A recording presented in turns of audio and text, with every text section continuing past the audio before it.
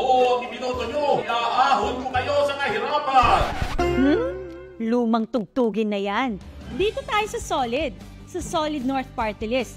Abot kamay ang serbisyo sa tao. Ang turismo, pinapaunlad ang mga lokal na destinasyon para mas maraming turista ang bumisita.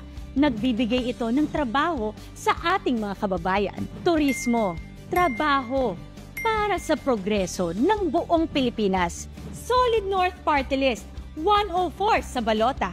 Ipanalo natin to.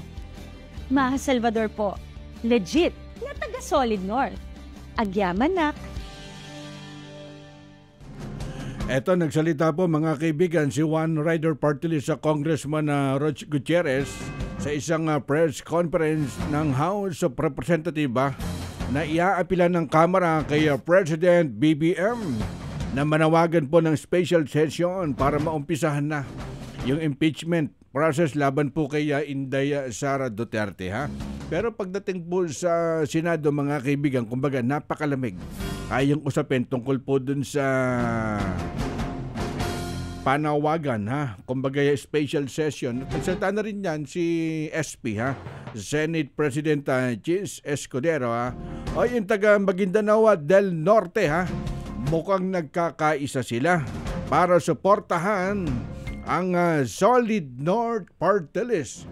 Ibig sabihin, hindi lang sa Norte, hanggang sa Maguindanao del Sur, Maguindanao del Norte, abay sinusuportahan ang Solid North Party List, ha?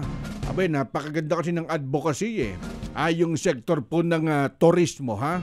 At hindi lang po sa Mindanao, hanggang sa Visayas, lalo po dito sa NCR, sa Metro Manila, sa Visayas, talagang sumusuporta dyan sa Solid North Party List, ha? Dito rin kami, Karek, sa lalawigan ng Batangas, suportado po namin ang Solid North Party List, ha?